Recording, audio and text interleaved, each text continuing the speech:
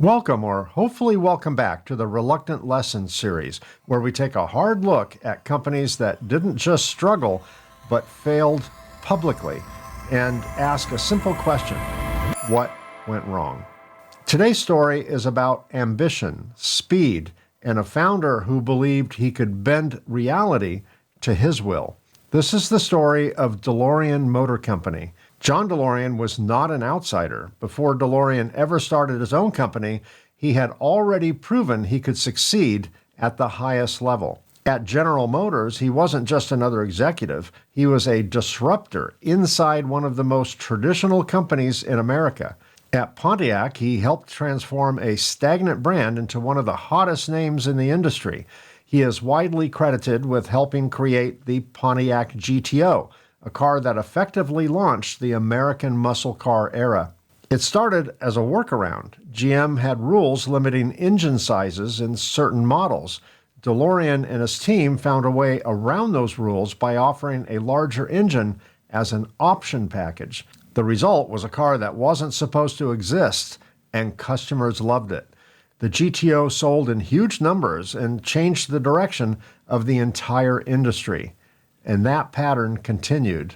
DeLorean rose quickly through the ranks, eventually becoming the head of Chevrolet, GM's largest division, overseeing billions in revenue and millions of vehicles. By the early 1970s, he was one of the most powerful executives in the automotive world, earning a salary north of $650,000 a year, an enormous figure for the time. But success inside a large organization and success as an entrepreneur are not the same thing. Inside GM, DeLorean had structure, resources, systems, decades of manufacturing experience behind him. When he left, he had none of that. What he had was confidence, lots of confidence, and a belief that he could build something even bigger on his own.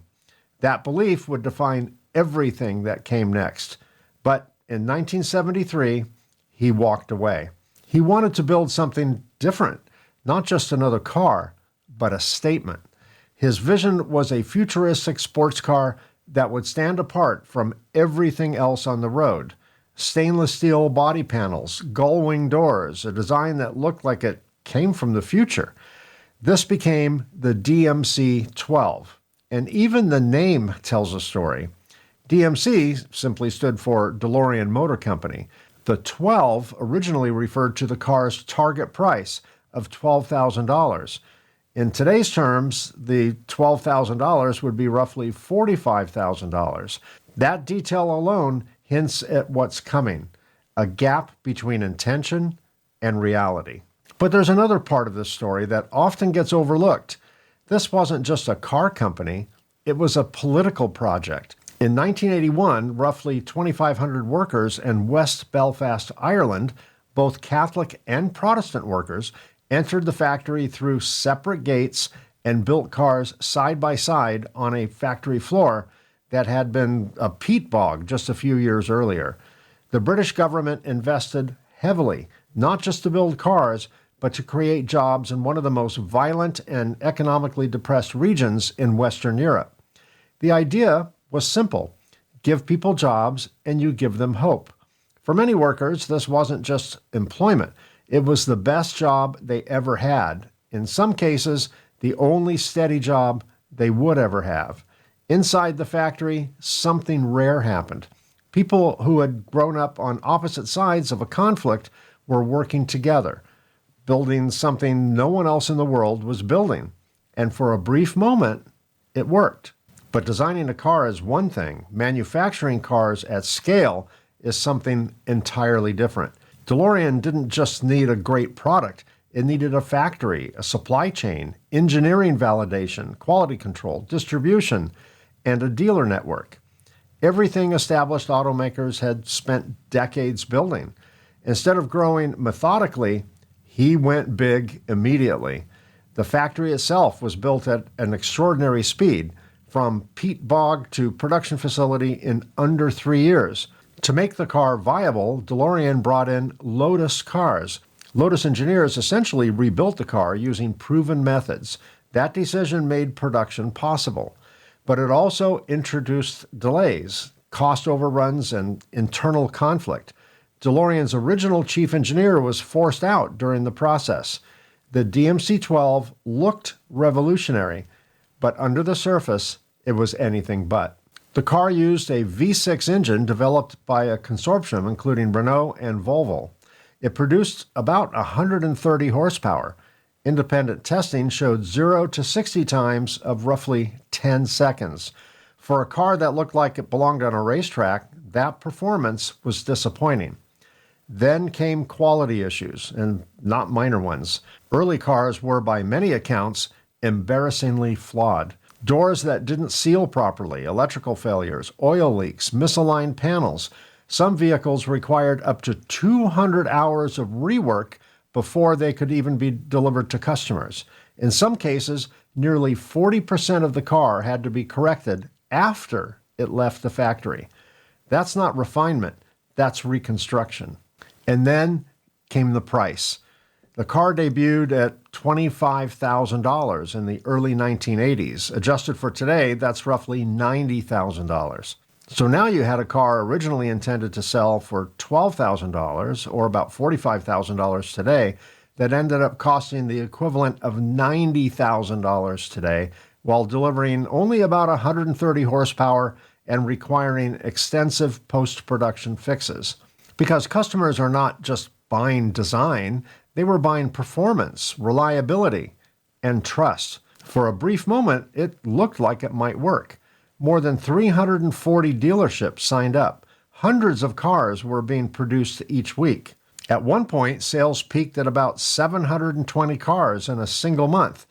The car was everywhere. The DeLorean. Gullwing doors rise effortlessly, beckoning you inside. The sleek, stainless steel DeLorean. Beautifully crafted for long life. The DeLorean is one of the most awaited automobiles in automotive history. Drive the DeLorean. Live the dream today. From the outside, it looked like momentum, but underneath, the fundamentals were already cracking. By the end of 1981, the factory had produced about 7,500 cars, but it had only sold about 3,000. More than half of everything they built was still sitting unsold. Break even required far more volume than they would ever reach. And instead of slowing production, what did they do? They increased it. Then came the broader economic reality. High inflation, interest rates near 20%, rising unemployment, luxury purchases declined, and the DeLorean wasn't competing in a vacuum. At similar price points, customers could buy faster, more reliable cars from established brands. The DeLorean fell into a dangerous gap, not fast enough to be a true performance car and not practical enough to be a luxury car. And then there's the part that often gets ignored, the money. The company required roughly $200 million to launch. John DeLorean personally invested only about $390,000.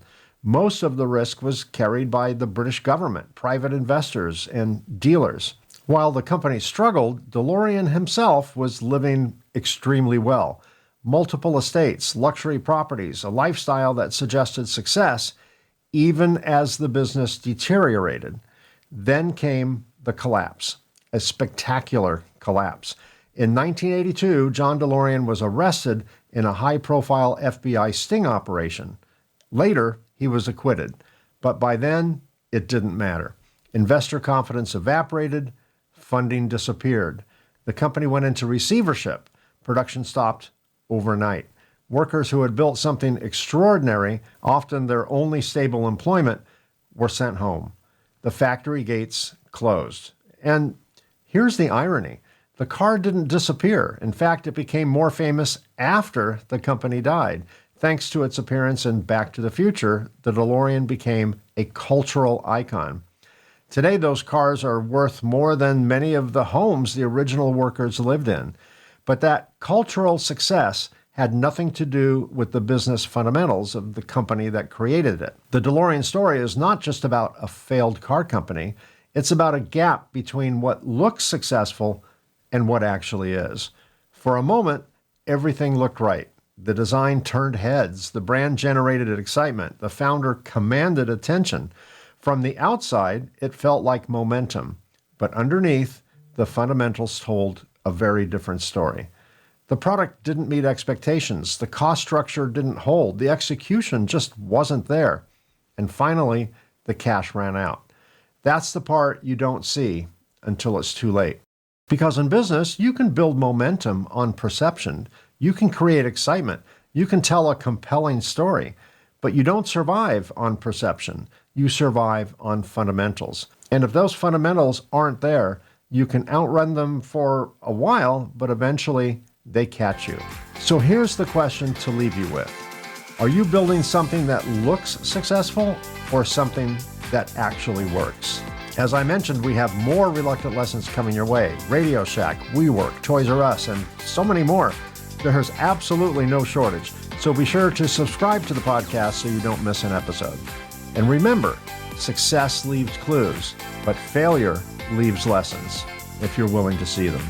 Thanks again for watching or listening. I really appreciate you. I'll see you again next time.